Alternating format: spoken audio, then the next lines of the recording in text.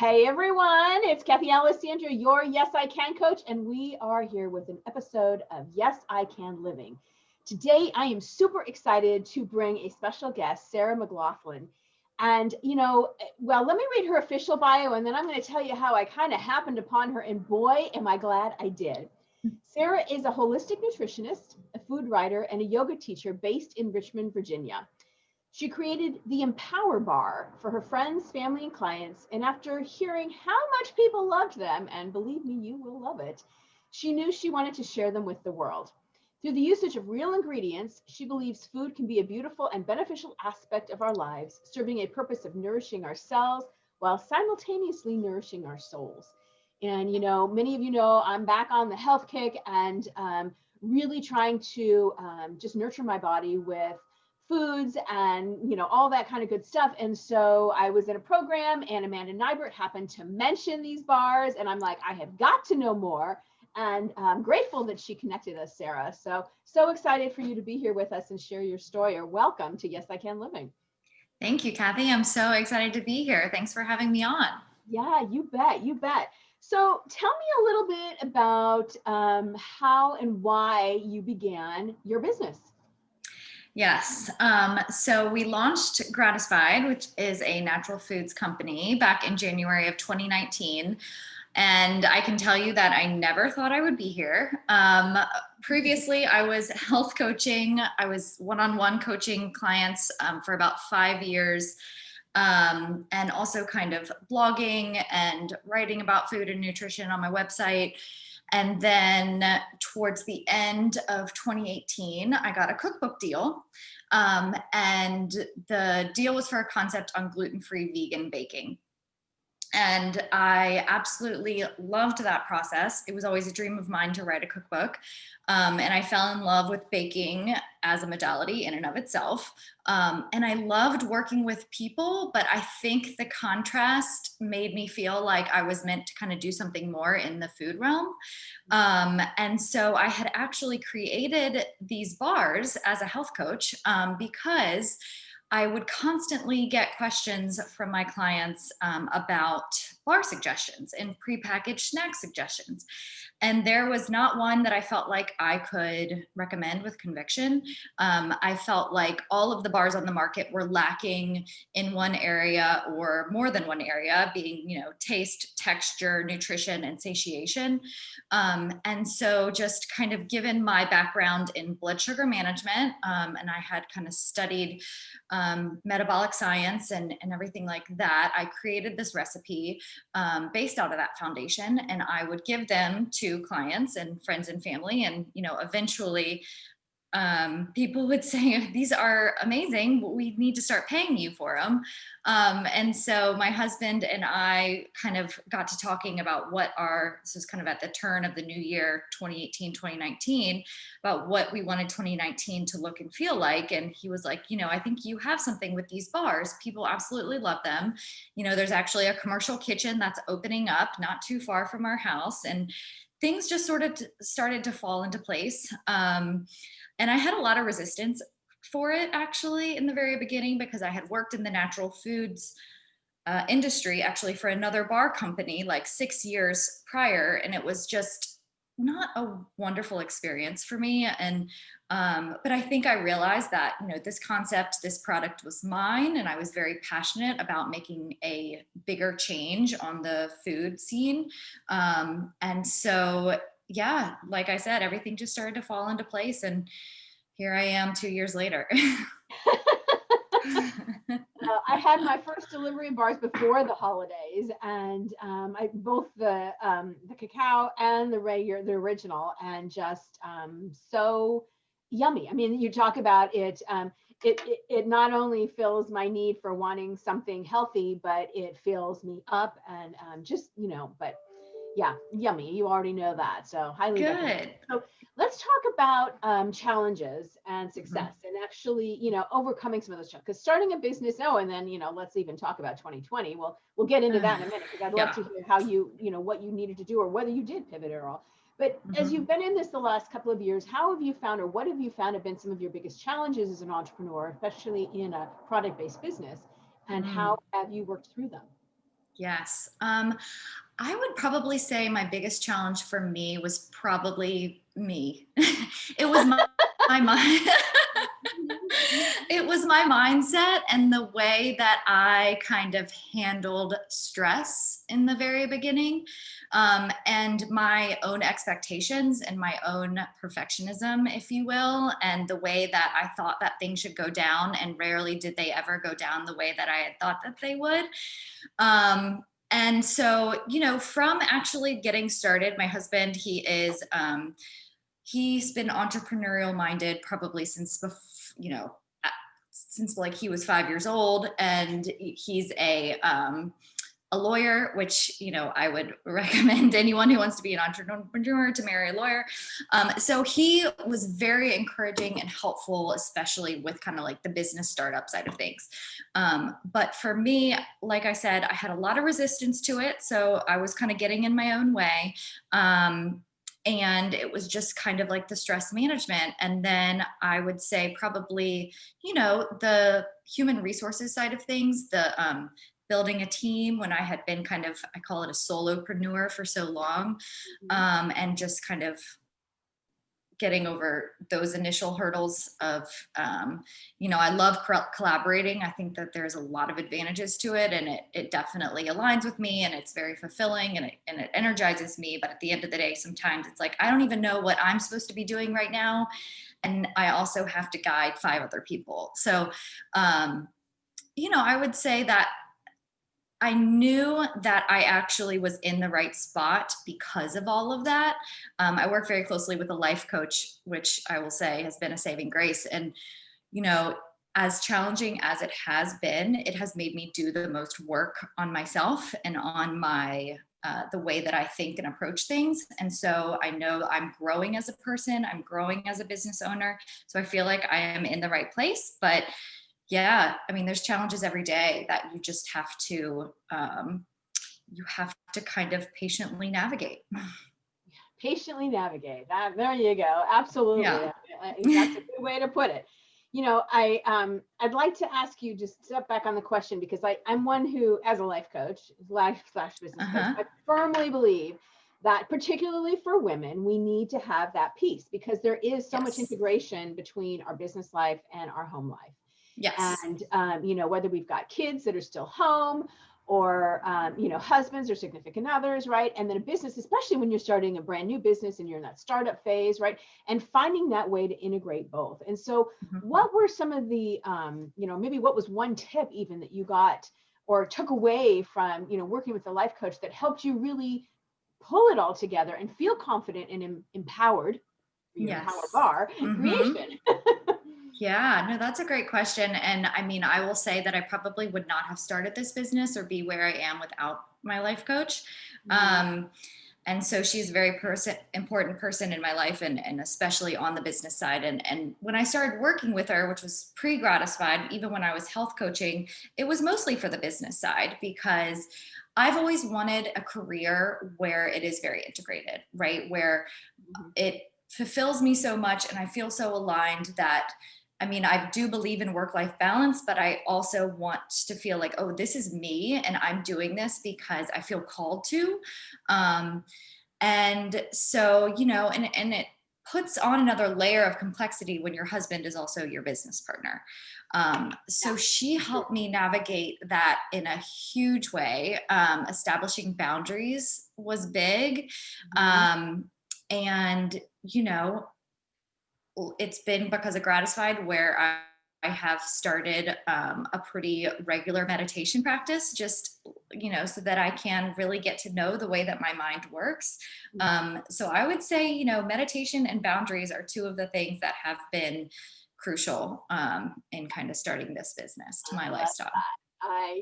Cheers to that. I couldn't agree with you more. Even the daily, I made a post this morning actually on my feed about the daily morning ritual of how do you start your day? How do you get grounded and before the day gets away, and all the other things that happen as a business owner. Yes. And sometimes it's just a minute, so it's a game changer. Right. Absolutely. So we kind of mentioned, 2020 and where that went. You said you'd had a plan 2019 when you actually launched everything out. And, I firmly believe about having that big goal and the plan. So what did you find when things got shut down and all these changes happened in our lives last year? Did you need to take a pivot in your business? So that's funny because I think no matter who you are or what you're doing, and I just wrote a newsletter about this to my audience, kind of addressing 2020 as a challenging year. And I think everyone had to pivot, right? Whether you're an entrepreneur or not, whether you're had to learn virtual learning for your children, or whether you just had to get more comfortable with that different pace of life during quarantine. Like there was some thing that you had to do differently during that year, and it's still ongoing. So yes, so I think, back in 2019, especially when my husband and I established kind of our growth plan for the next year, which all businesses do, it was very heavily focused on the retail side of things. We do have a very healthy online business, direct to consumer through our online shop on our website. And so, when it came to 2020 and just taking one day at a time, taking focus a little bit away from the retailer, because a lot of the times retailers wouldn't even talk to us. They were either not in business or, I remember one person yelling at me because he was like, I'm just trying to keep my employees safe. Like, I'm not going to talk to you about your bar, which makes complete sense.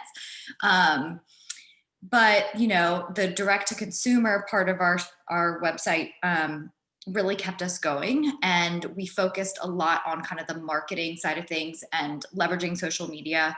And we actually established our online magazine on our website. It's called Healthified, which, I'll say is a silver lining, because as a health coach and as someone who believes very strongly in the nutritional education, that is always going to be a cornerstone of what I do. And so I want to be a lifestyle brand, not just a bar company. So I am so glad that we launched that, because it really allows me to fulfill that other side of my passion of writing and blogging and sharing recipes.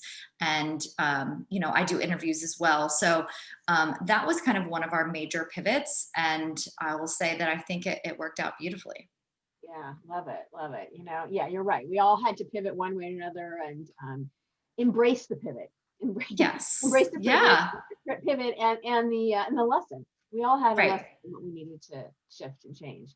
And it was actually my life coach helped me kind of see the pivot in a different way, because it's funny. I remember the week in March when everything was starting to shut down, and I had a session with her, and I said, Ellie, I need to pivot. And she was, because that was like the big buzzword, Right. And she was, and she was like, well, do you? And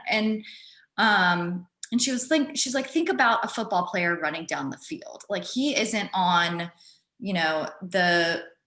the goalie line looking at the 50-yard line being like, oh, I need to pivot in 20 yards, right? He's actually like, he's in the flow, he's in the moment, he's pivoting when he needs to pivot.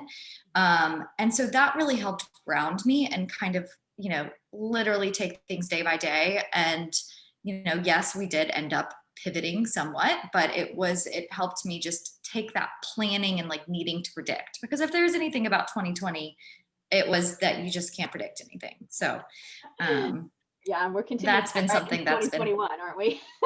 Yeah, exactly. Yeah, but you're right. Learning to, I think many entrepreneurs, the idea of sitting in ambiguity and not knowing where the next thing is coming or what the next thing is we need to be doing, and not being able to plan can be anxiety producing.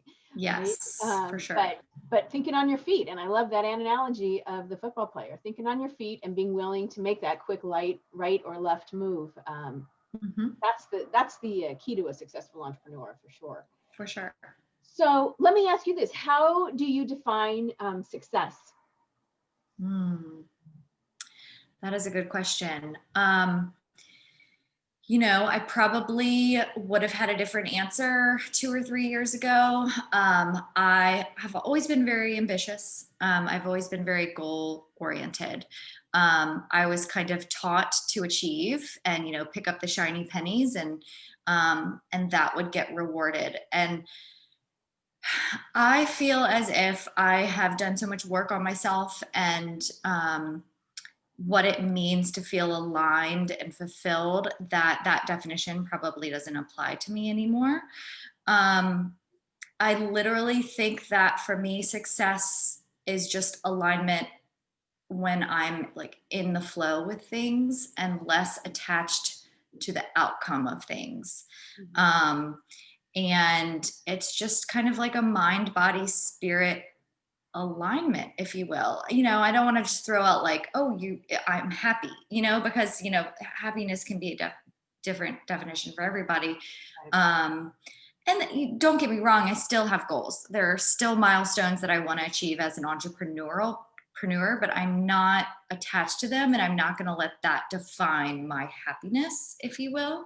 I think too, during COVID really kind of helped shift what it means to feel successful. And even this morning, while I was meditating, I had a mantra of like, I'm doing enough, because I feel as if I've always had this mindset of I'm not doing enough. And it has been, it's very destructive because it just keeps you burning the midnight oil and you're not, a good, productive human being for your business or the people around you. So if I can just keep encouraging myself that I'm doing enough, and at the end of the day, I felt like I've done enough to move things forward, it's almost like a day by day success rather than that like overarching, I've achieved this or, I've done that. Right. Yeah. Love that. Awesome. So if there was something, I realize you've only had this company for a couple of years and I haven't gone into what you did before this, but if there was something that you wish you'd known when you started the business. So in other words, what would you tell your pre-entrepreneurial self that you know now? What would that be? Oh, I think, just statements of encouragement, like stay the course. It's going to be hard, but I feel as if I want to look back on my career and my life that I did something that mattered. And I think no one can prepare you. I mean, if we could only talk to our first future selves, right? But I think no one can prepare you for the trials and tribulations of being an entrepreneur. I remember listening to one speak at a conference and she said, there's highs and lows, like 1 minute, and it's a roller coaster every day. 1 minute you could be giving high fives and the next minute you could be having a panic attack on the floor. And I have had multiple days like that. I mean, I can remember in literally a 12-hour span where my husband and I were like fist pumping in the kitchen. And then the next morning I was crying on my bathroom floor. And I've never been someone that handled stress very well. So, I think it would just be to a reassuring feeling that it's worth it. But it's not going to be easy. Yeah, no, there's nothing easy about entrepreneurship. I mean, I'm always amazed. People think it's, a walk in the park and you're making $1 million and, it's overnight, and it's not. It's, it takes, I love that. Stay the course.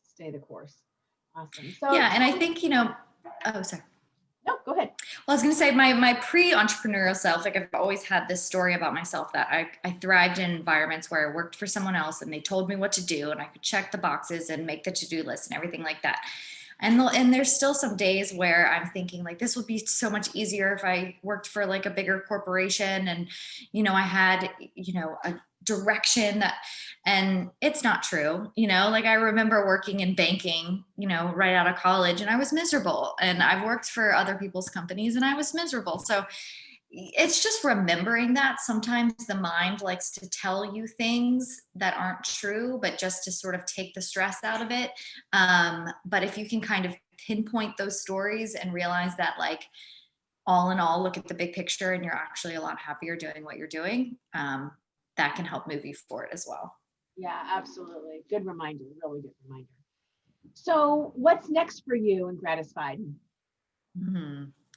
It's funny, we just had a call with someone and they asked a very similar question. And, I tend to be up in the clouds, the visionary. I definitely want to be, a household name brand and break into all the product categories. And I have people on my team who, my kind of like right hand woman, if you will, my head of operations, she is so grounded and tends to bring me down to earth. And she's like, one step at a time.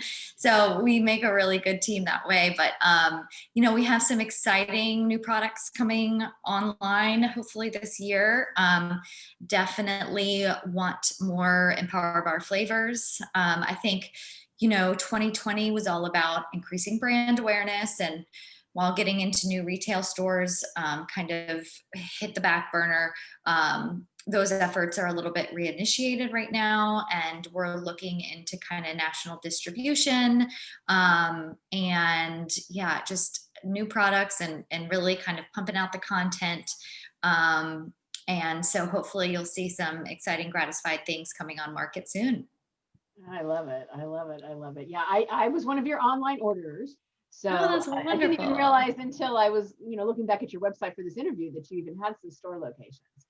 So Yeah, we're in, mostly in the Mid-Atlantic region, so not out by you yet in Whole Foods markets, but Erewhon Market, I don't know if you ever frequent there. That's out in LA. They have about 6 locations.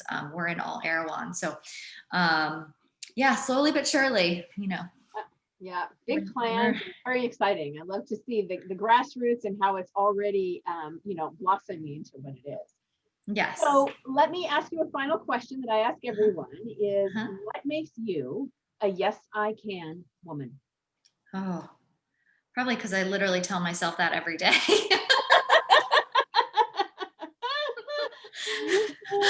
I have to repeat it to myself until I believe it. I think that I'm an example of someone who never thought I would be an entrepreneur. Um, I am someone who has had a lot of self-doubt in my life. Um, I, you know, I felt like I was always the person kind of even in school that like hung back, didn't really speak. And I have just undergone this transformation of believing in myself. And so if I can do it, anyone can. And it really just takes, and I think what the foundation of that was my inner work and just kind of shifting from someone who would beat myself up a lot and not believe in myself to the opposite. Like I try every day to be my own best friend. And speak to myself like I would a best friend instead of, that berating self-talk. So I think, I would probably be far from what you would call like an extreme optimist, but I am getting there with the self-encouragement. So Love it. yes. Love it. Fantastic. Yeah, it's all about those baby steps and believing in ourselves. Absolutely. Yes. Sara, I have loved this time together and hearing your story and where Ew. it's going, and super excited to support you as an entrepreneur. So if somebody is, I mentioned the online, if somebody wants to connect with you or, buy some of the bars, where's the best place to go to do that? Yes. So you can go to our website. We're just gratisfied.com. And we also are on Instagram at Gratisfied. And so those would be the 2 best places to find us. Awesome. Let me ask you one little quick question. Gratisfied. How did you, where's the name? Where did that come from? That's something I'm actually super proud of myself for, because when we were trying to name the business, actually, we were actually on a car ride back from somewhere a few hours away, and my husband and I were just jumping through different things. And I said, you know what? I'm just going to let it come to me. And then I remember one night, it was when I was health coaching, I was more on kind of the holistic side of things. I mean, I obviously had a nutritional component to my practice, but it was a lot of mindset. It was a lot of food relationships. So it's grateful and satisfied, and as kind of like a amalgamation. And I firmly believe that there is the nutrition side of a healthy diet, but then there's also the how you eat. There's the what you eat, and then there's the how you eat, and it all plays a role. And then gratis, actually, if you separate that prefix, is Latin for free. I think I got that right. Latin. I know it's a Spanish word for free too. So it just means it's free of all of the junk that you find in a lot of processed foods. Right. Oh my gosh. I love the whole, everything that stands for. It's awesome. Yeah. That's very cool. Yeah. Thank you. All right. Well, Sara, thank you so much for joining us today for this episode of Yes, I Can Living. It's been a pleasure. And thank you, Cathy. It's been amazing. Success for big growth in the years ahead. For those of you listening, I highly encourage you to head over to gratisfied.com. The bars are fantastic. Absolutely love them. They are a staple there for me in my fridge. And if you have not yet subscribed to the Yes, I Can Living magazine, be sure you hop over to do that too. YesICanLiving.com. You can get a copy of our print magazine, or of course, you can view the digital magazine. In addition, we have our Yes 180 program launching, and you can hop into that if you're looking for some mindset shifts and some business expertise. You can check that out at YesICanLiving.com too. Until the next issue and the next episode, I hope you have a fabulous day and live a grateful life, and be sure to remind yourself of yes, you can. All right. Thanks again, everybody. We'll see you soon. Bye-bye.